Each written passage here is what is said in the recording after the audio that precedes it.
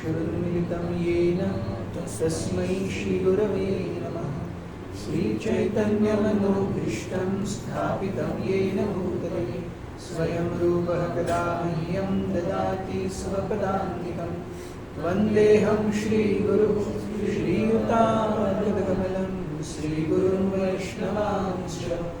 श्रीरूपं साग्रजातं सहगणरघुनाथान्वितं तं सजीवं साद्वैतं सावधूतं परिजनसहितं कृष्णचैतन्यदेवं श्रीराधाकृष्णपादां सहगणललिता श्रीशाखान्वितांश्च। हे कृष्णकरुणासिन्धो दीनबन्धो जगत्पते गोपेश गोपिका कान्त राधाकान्त नमोऽस्तुते। तप्त कांचन गौरांगी राधे वृंदावनेश्वरी वृषभानुसुते देवी प्रणमामि हरिप्रिये। जय श्री कृष्ण चैतन्य प्रभु नित्यानंद श्री अद्वैत गदाधर श्रीवासादि गौर भक्तवृंद। हरे कृष्ण कृष्ण कृष्ण हरे हरे हरे राम राम राम हरे हरे। तो बलराम जी के हरे कृष्ण। सो यहाँ पे हम देखते हैं बलराम जी के प्राकट्य दिन पर हम उनके गौरव गाथा का गुणगान कर रहे हैं। बलराम जी एक उनका भाव ऐसा है कि उन्हें अपने से कुछ ग्लोरिफिकेशन नहीं चाहिए। He takes pleasure in just service। वो भगवान ही है लेकिन केवल सेवा में आनंद ले रहे हैं। तो हम देखते हैं जो मायावादी हैं वो ब्रह्मानंद का आस्वादन करते हैं। जो योगी जन है वो या जो अष्टांग योग का पालन करते हैं वो योग आनंद का आस्वादन करते हैं। लेकिन जो भक्त हैं वो सेवानंद का आस्वादन करते हैं। श्री श्री नित्यानंद महाप्रभु की। सो जो भक्त हैं वो सेवानंद का आस्वादन करते हैं और इस सेवा आनंद के जो मूल स्रोत हैं वो है बलराम जी। सो Balram ji continue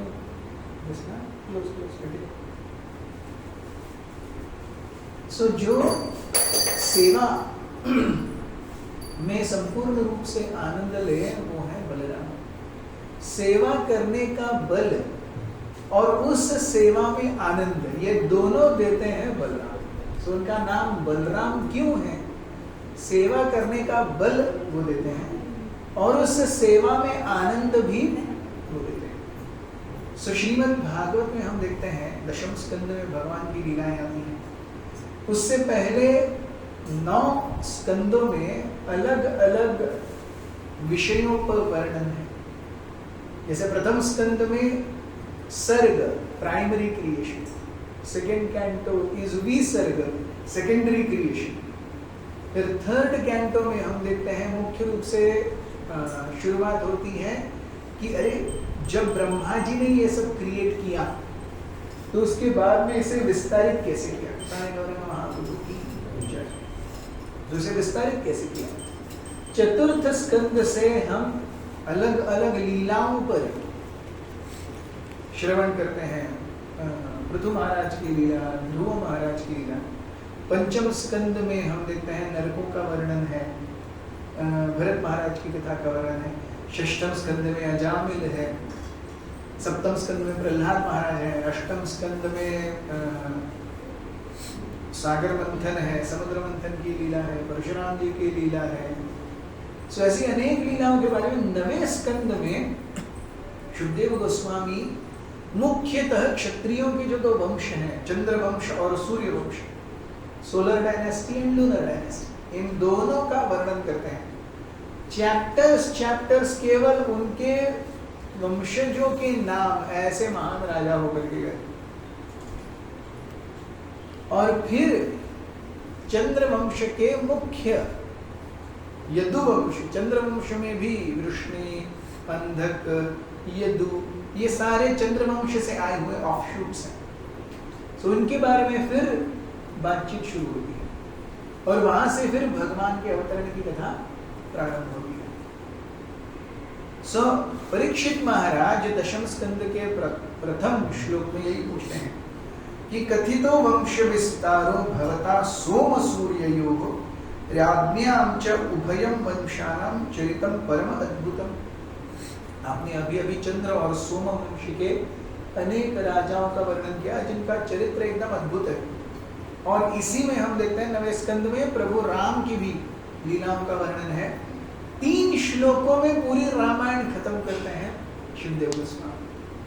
3 shlokas full Ramayana is over. Ram आए, उन्होंने वो वन गए, उनको उनके साथ छल हुआ, वो वन गए, वहां पर उन्होंने असुरों का उद्धार किया, रावण ने सीता का अपहरण कर लिया, राम किष्किंधा गए, सुग्रीव से ये किया, वहां गए, सुंदरकांड कैसे खोजा और बाद में निकाल करके वापस लाए, रावण को मार दिया। 3 श्लोकों का रामायण। बहरहाल एक्चुअल रामायण 24,000 श्लोकों की है, भागवतम 18,000 श्लोकों का है। रामायण 24,000 श्लोकों की है, महाभारत 1,00,000 श्लोकों का है। लेकिन यहां भी वो 3 ही श्लोकों में खत्म कर देते हैं। सब कहने का तात्पर्य है कि हर एक ग्रंथ की एक मूल विषय वस्तु होती है और उस विषय वस्तु के अधीन जो कुछ भी आएगा वो उस ग्रंथ में मिलेगा, उस विषय वस्तु के अधीन जो कुछ नहीं आएगा उसमें नहीं मिलेगा। जैसे रामायण में आपको कृष्ण का वर्णन ही नहीं मिलेगा, नाम ही नहीं मिलेगा। सो वहां पे राम का चरित्र अद्भुत है, यहाँ पे भागवत में कृष्ण का चरित्र है, तो राम का चरित्र 3 श्लोकों में खत्म, कृष्ण के लिए आगे बोलो। So our Vedic literature are very subject specific, they are subject specific, they are audience specific. ये दोनों चीजें हमें वैदिक ग्रंथों के बारे में हमेशा ध्यान रखनी होगी। They are subject specific, they are audience specific. कौन व्यक्ति क्या सुनने का अधिकारी है उसके हिसाब से उसको वही दिया जाता है। तो कल ही सार्वभौम प्रभु चर्चा कर रहे थे कि केवल भागवत धर्म ऐसा है जो हर कोई पालन कर सकता है।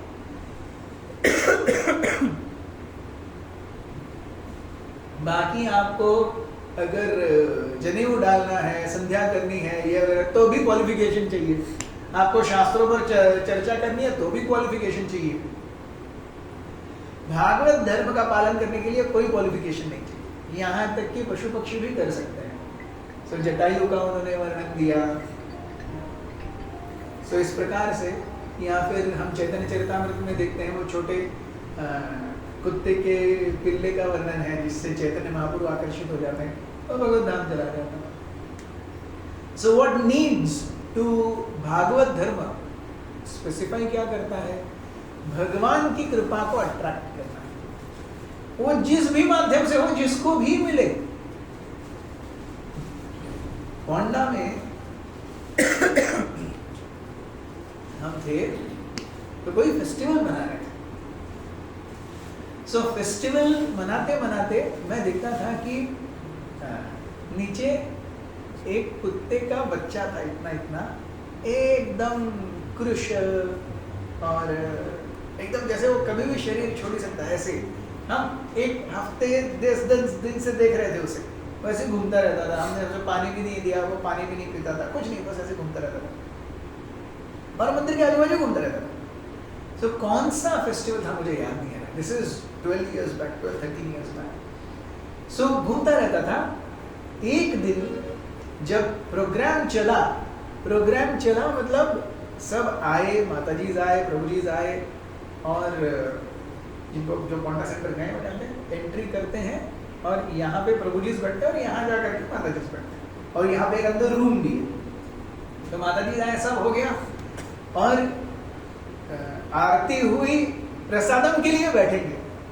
प्रसादम के लिए बैठेंगे तो माताजी जब प्रसाद के लिए अंदर उस रूम में बैठने गए तो उधर से कू कू कू आवाज आने लगी। तो कू कू कू आवाज क्यों आ रही है? तो जाके देखते वहां पे कबर्ड है, कबर्ड के नीचे वो कुत्ते का पिल्ला है। तो उसे बाहर निकाला तो ऐसे पूछ हिलाते बाहर आया, और बाहर आने के बाद हम उसे बाहर निकाल रहे हैं, बराबर ऑल्टर के सामने आए, वहीं रुक गया वो। ऐसे भगवान सामने सामने भगवान को देखा उसने। फिर हम ऐसे हाथ किया तो डंडे से किया तो नीचे गया, और दूसरे दिन सुबह को मरा।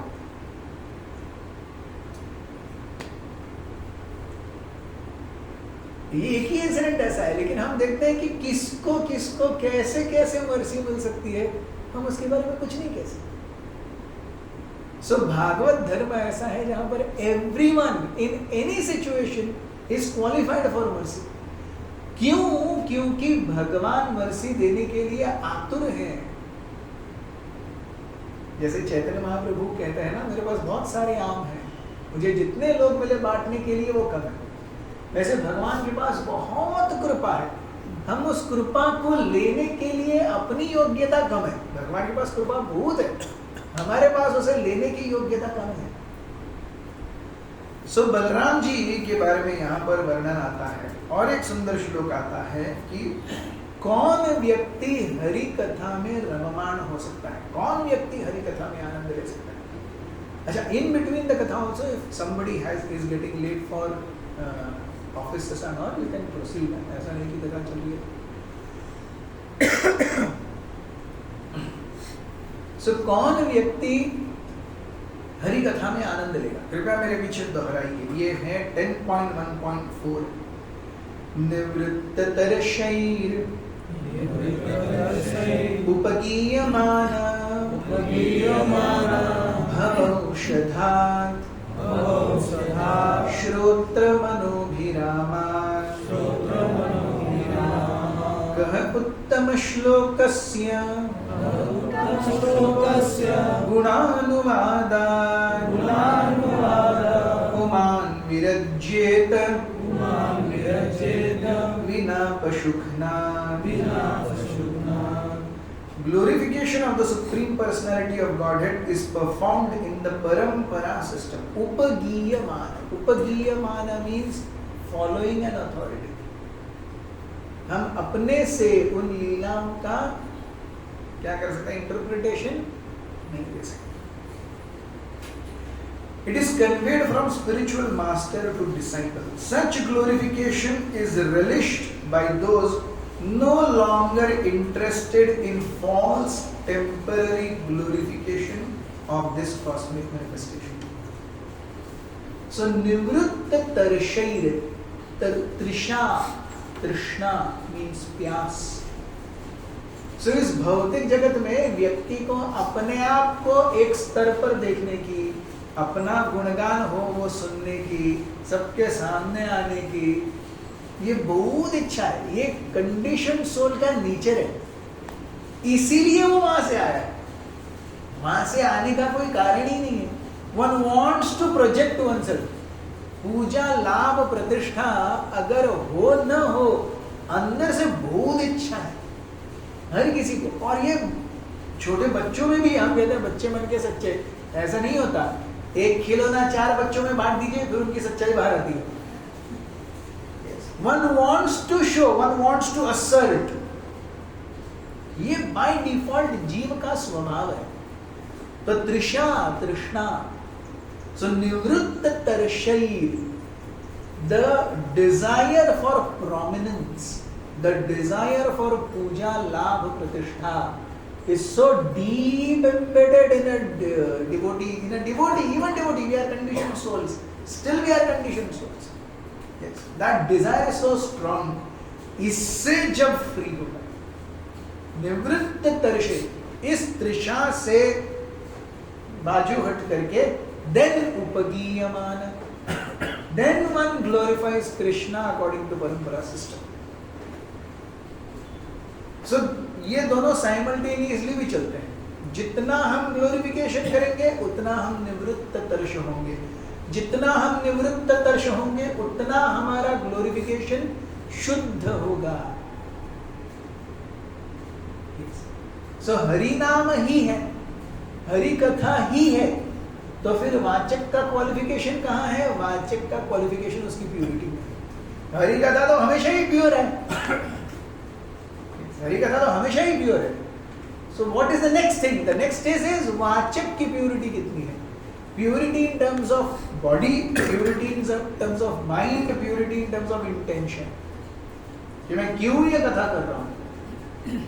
So इन तृष्णाओं से जब व्यक्ति ऊपर उठता है तब वो हरि कथा आस्वादन करेगा. So पूजा लाभ प्रतिष्ठा की इच्छा से ऊपर उठने के लिए क्या चाहिए. तृणादपि सुनीचेन तरोरिव सहिष्णुना अमानेन मानदेन कीर्तनीय सदा. चैतन्य महाप्रभु ने कहा है कि इस श्लोक को हर एक भक्त ने अपने हृदय में एक लॉकेट या पेंडेंट की तरह धारण करना चाहिए. इसे कभी नहीं भूलना चाहिए. तृणादपि सुनीचेन तरोरिव सहिष्णुना.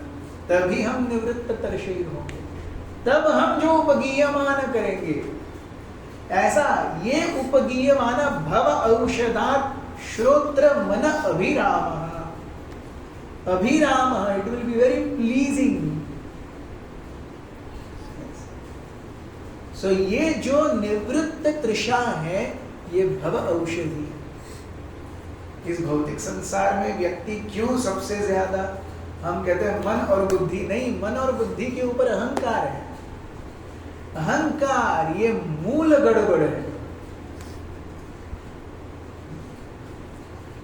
सो तब भव औषधात् श्रोत्र मन अभिरामात्.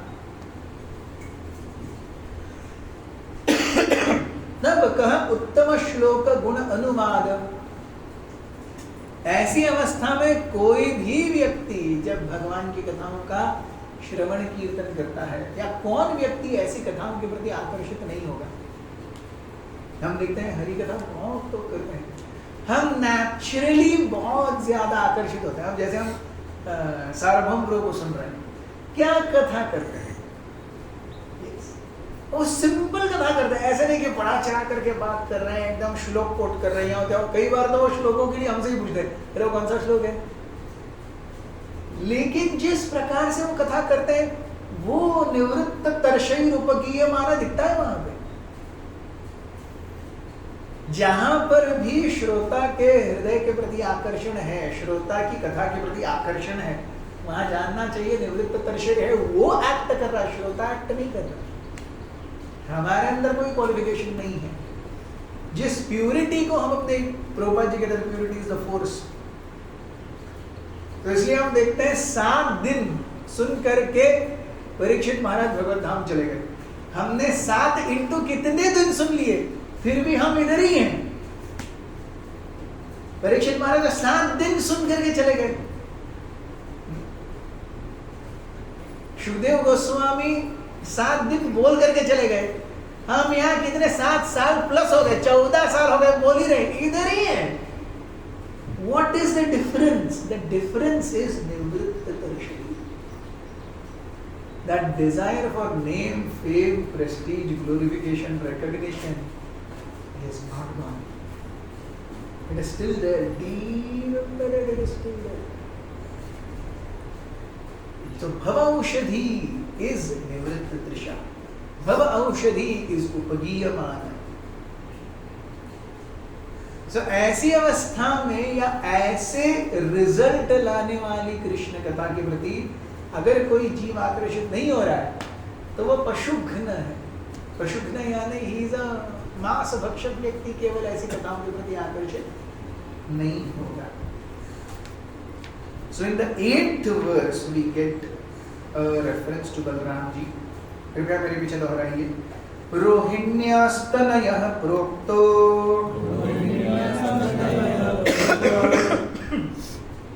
रामः संकर्षणस्त्वया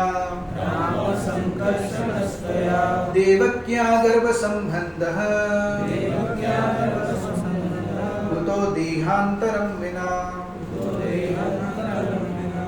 My dear Shukdev Goswami, you have already explained that Sankarshan, who belongs to the second quadruple, appeared as the son of Rohini named Balram.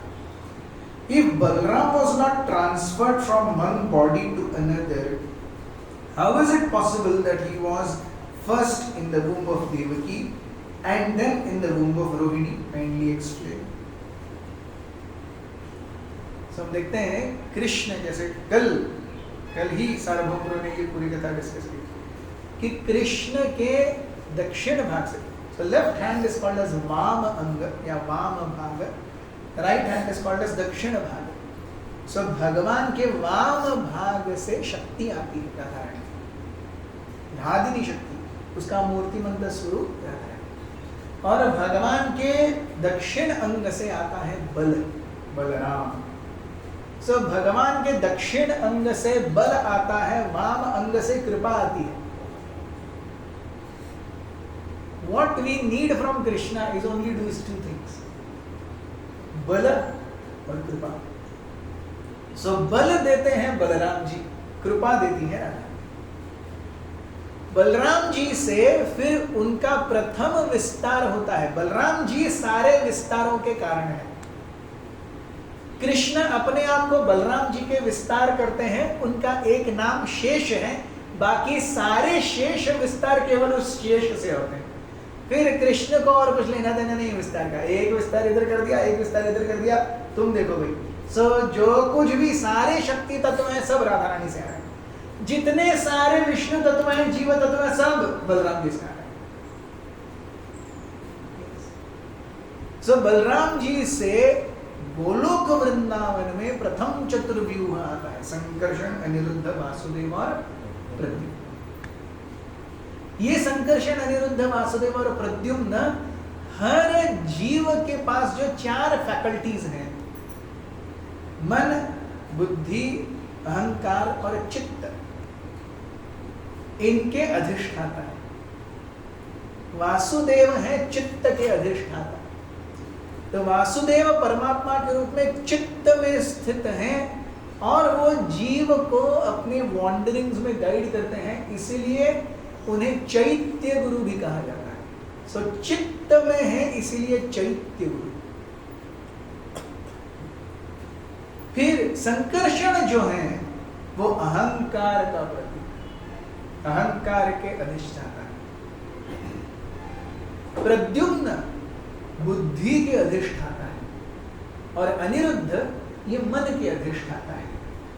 तो इसके बाद जितने जीव तत्वों में जितना भी अहंकार, मन, बुद्धि और क्या हो गया, चित्त, ये है, ये सब इन 4 चतुर्व्यूहों के एक्सपेंशन. अब ये संकर्षण जो है, मूल संकर्षण, ये है मूल संकर्षण. सो मूल संकर्षण जो है वो अपने आप को फिर वैकुंठों की उत्पत्ति के लिए नारायण में विस्तारित करते हैं. इन नारायण से फिर द्वितीय संकर्षण आते हैं और एक चतुर्व्यूह, संकर्षण, अनिरुद्ध, वासुदेव और प्रद्युम्न. और ये द्वितीय संकर्षण जो है ये महासंकर्षण है. सो प्रथम संकर्षण मूल संकर्षण, द्वितीय संकर्षण महासंकर्षण, और महासंकर्षण से फिर अनेक अनेक इसका विस्तार होता है. ये सब आप वहां देख सकते हैं, सारे ब्रह्मांडों का विस्तार होता है. सो जब भगवान आते हैं तो क्योंकि कृष्ण ये पूर्ण पुरुषोत्तम परमेश्वर हैं, इसीलिए वो सारे अपने अंशों और विस्तारों के साथ आते हैं. सो जब भगवान का जन्म होता है, हम देखते हैं भागवत शुरू होता है ओम नमो भगवते वासुदेवाय. क्यों वहां पे वासुदेवाय? क्योंकि उनका जन्म वृंदावन में नहीं है, उनका जन्म कहां है? मथुरा में है. सो मथुरा में भगवान का वृंदावनम परित्यज्य पदम एकम न गच्छति, भगवान यहां से बाहर नहीं आते. सो जब कृष्ण का जन्म हुआ तो 2 कृष्ण जन्मे,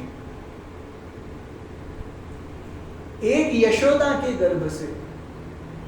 यशोदा और नंद ये कृष्ण के आदि माता पिता हैं, उनको तपस्या करने की जरूरत नहीं पड़ती. देवकी और वसुदेव ने तपस्या की थी प्रश्नि और सुतपा के रूप में, तो उनके गर्भ में जो है वो वासुदेव है. इसलिए जब भगवान उनको दर्शन दे रहे हैं, इज 400, वो 200 नहीं है. जब वसुदेव और देवकी के सामने गर्भ से पहले, जन्म से पहले भगवान आते हैं, he is 400, he is Vasudev, he is Vasudev.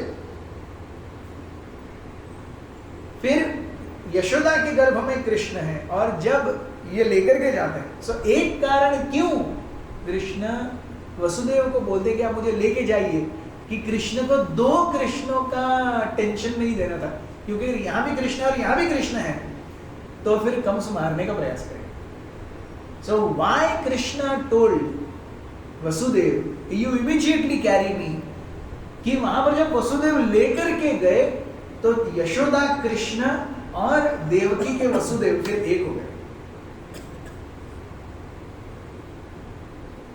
और जब अक्रूर भगवान को लेने आते हैं तब कृष्ण अदृश्य रूप में उधर ही रहते हैं, बलराम जी अदृश्य रूप में उधर ही रहते हैं, वसुदेव और मूल संकर्षण अक्रूर के साथ जाते हैं।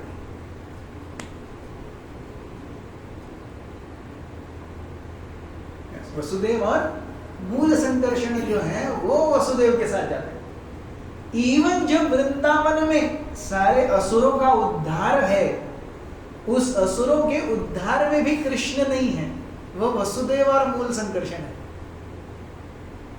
कृष्ण केवल गोचारण करते हैं और रासलीला करते हैं, बाकी सारे काम में मैं इंटरेस्ट नहीं है। जैसे बच्चे होते हैं ना, वो स्वीट दे दो, और कुछ पनीर का बना है, पकौड़ा बना है, वो दे दो, मेरे को राइस नहीं चाहिए, सब्जी नहीं चाहिए, करेला नहीं चाहिए, ये नहीं चाहिए, वो नहीं चाहिए, अचार नहीं चाहिए, मेरे को स्वीट चाहिए, पनीर चाहिए, पकौड़ा चाहिए। तो ये बच्चों में वो जो मुझे अच्छा चाहिए वो लेने की जो मंशा है, या हम में भी, हमारे पास 10 सेवाएं होंगे तो भी हम उसमें से हमको जो चाहिए वही चूज करेंगे, बाकी किसी में हाथ नहीं डालेंगे हम। तो मुझे जो चाहिए वो पिक करने की हमारे अंदर जो इच्छाएं हैं वो कृष्ण के अंदर से ही आती है। Krishna picks what is good for me. गोचारण अच्छा है, नंद बाबा और यशोदा की सेवा अच्छी है, रासलीला अच्छी है, बाकी सब वो मूल संकर्षण और वासुदेव देखेंगे। वो प्रथम विस्तार है।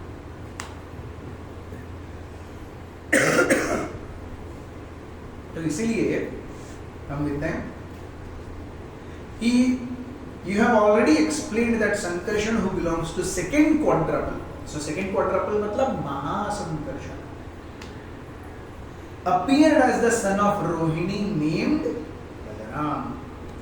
If Balaram was not transferred from one body to another, how is it possible that he was first in the womb of Devaki and then in the womb of Rohini? तो अगर उनको ट्रांसफर नहीं किया तो एक व्यक्ति दो जगहों पे कैसे आ गया? तब भगवान बताएंगे अरे नहीं, उनको ट्रांसफर किया गया था।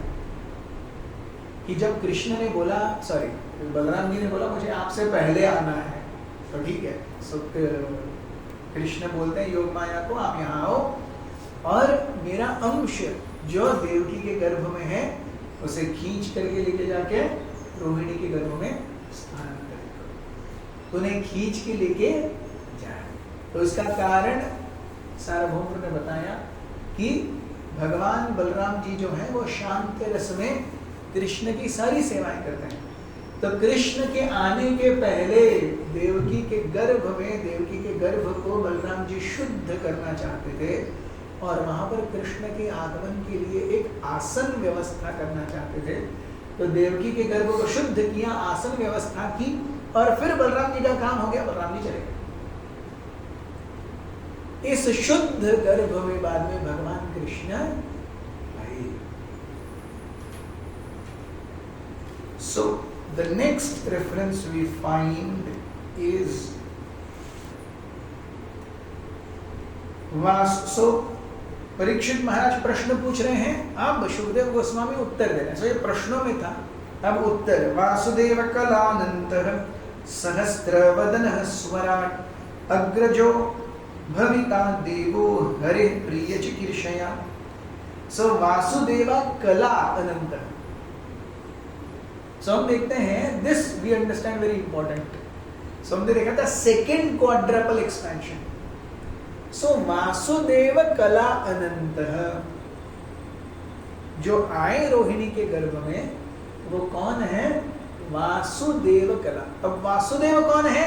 बलराम जी के फर्स्ट एक्सपेंशन, कम से कम फर्स्ट एक्सपेंशन तो होनी चाहिए, तभी तो वो वासुदेव, माधव वासुदेव की उत्पत्ति नहीं।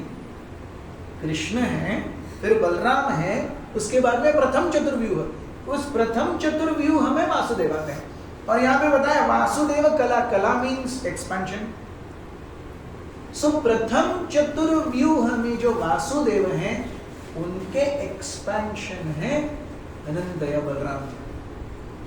वो रोहिणी के गर्भ में है या वो देवकी के गर्भ में है। वो कैसे हैं? सहस्त्रवदन, वो शेष हैं, और स्वराट, जस्ट लाइक कृष्ण इज स्वराट। ओम नमो भगवते वासुदेवाय। जन्माद्यस्य यतोन्मयात् इतरतश्च अर्थेषु अभिज्ञ स्वराट। सो कृष्ण अपनी मन मर्जी के मालिक है, दैट इज व्हाट इज स्वराट। स्वराट मीन्स उनको कोई नियम कानून कुछ नहीं लगता। ही इज जो मन में आए, जब मन में आए, जैसा मन में आए, जहां मन में आए, दैट इज स्वराट। Balram ji is also mentioned as सहस्त्रवदन स्वराट। सो दोनों को एक ही संज्ञा दी गई है। इससे हमें पता चलता है बलराम जी भी भगवान है। He is not a second fiddle. He is Krishna. Only thing is भेद है। भेद किसमें है? रंग में है, मूड में है। रंग में भेद है और मूड में भेद है। कृष्ण सेवा एक्सेप्ट करने के मूड में है, बलराम जी सेवा अर्पण करने के मूड में। That's the only difference. अग्रजो भविता देवो, कैसे बन के आए वो? अग्रज, अग्र मीन्स आगे, ज मतलब जन्मा हुआ। क्यों आए वो पहले? हरे प्रिय चिकीर्षया, भगवान की प्रेममयी सेवा करने के लिए वो पहले आए। And then the second reference we find is second chapter 8th shloka.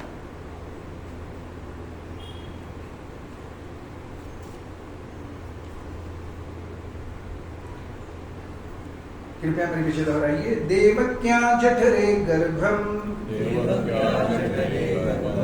शेषाख्यम धाम मामकम तत्सन्निकृष्य रोहिण्या उदरे सन्निवेशय। तो अब जो कौन योग माया कह रही है, ये योग माया कह रही है, अरे मैं वहां जाकर के क्या करूंगी? देवकी के पास। सो देवकी के पास आप जाकर के क्या करो? ये कृष्ण कह रहे हैं। जब योग माया पूछती है what should I go and do near Devaki, so Krishna कह रहे हैं देवक्या जठरे गर्भम, देवकी के गर्भ में जठ है, शेष अख्यम धाम माम, मेरा धाम है, उसका नाम है शेष। तान सन्निकृष्य, उसे खींच करके, रोहिण्या उदरे सन्निवेश, रोहिणी के गर्भ में उसे स्थानांतरित कर। ये भगवान किसको? योग माया को आदेश देते।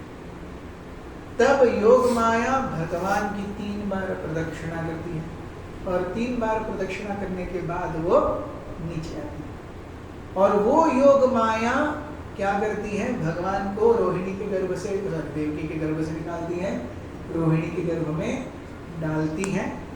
सो अब देवकी के गर्भ में भगवान कृष्ण आएंगे, या एक्चुअली वासुदेव आए, वासुदेव आए। और वो कहाँ चली गई? वो कहाँ पे चली गई? नंद महाराज के पास चली गई। नंद महाराज और यशोदा की पुत्री के रूप में, जिसका किसी को पता ही नहीं चला, क्योंकि रात ही रात में ये वसुदेव लेकर के आ गए वापस उसे। सो बच्ची का जन्म हुआ, ये किसी को पता ही नहीं चला। सबको दूसरे दिन लगा बच्चा ही जना है, और वो बच्चा कौन है? कृष्ण। सो यशोदा के हृदय से कृष्ण जो वसुदेव आते हैं, वासुदेव जो वासुदेव को लेकर के आते हैं, उनके साथ एक हो जाते हैं। Then he becomes Krishna at Gokul Nanda Bhavan. सो इस तरीके से भगवान की सुंदर लीलाएं हैं और इनके पीछे बहुत मार्मिक शिक्षाएं भी हैं।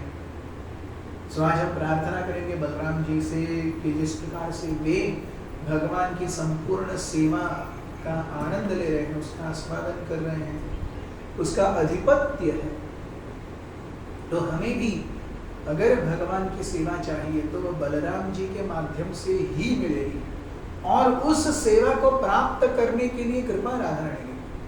हम देखते हैं रूप गोस्वामी, सनातन गोस्वामी को भी जीव गोस्वामी उस समय बालक थे, तो चैतन्य महाप्रभु से मिलने से पहले उन्हें नित्यानंद प्रभु से मिलना पड़ा। नित्यानंद प्रभु ने आशीर्वाद दिया, तब जाकर के रूप और सनातन चैतन्य महाप्रभु से।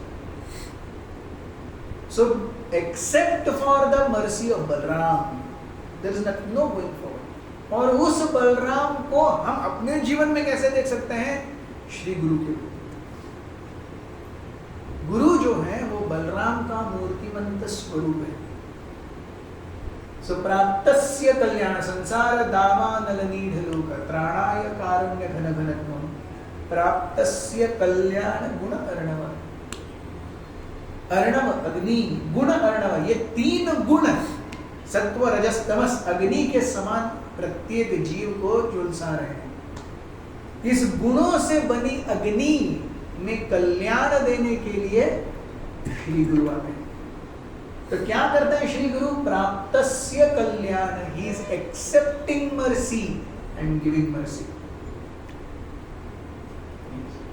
सो he accepts mercy from lord Sankarshan, lord Balram, and offers it to us as कृपा, एज सेवा।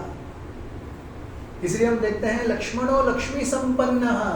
लक्ष्मण के पास कौन सी संपन्न, कैसी संपत्ति है? वो सेवा की संपत्ति है। बलराम जी के पास क्या संपत्ति है? सेवा की संपत्ति है। उस सेवा को प्राप्त करने के लिए फिर सीता की कृपा चाहिए, राधा रानी की कृपा चाहिए, लक्ष्मी की कृपा चाहिए। वो कृपा से हमें सेवा मिलती, वो सेवा से हमें कृष्ण मिले, और वो सेवा का माध्यम है श्री गुरु। उस सेवा का माध्यम है। So for a conditioned soul there is no way possible ahead except for the mercy of guru. जीव के लिए गुरु की कृपा के बिना उसका एक पत्ता नहीं हिल सकता। इसलिए विश्वनाथ चक्र साक्षात हरित्वेण समस्त शास्त्रैः उक्तः। सारे शास्त्र कहते हैं कि श्री गुरु ये भगवान का मूर्तिमंत रूप है, हमें उन्हें ऐसे ही देखना चाहिए।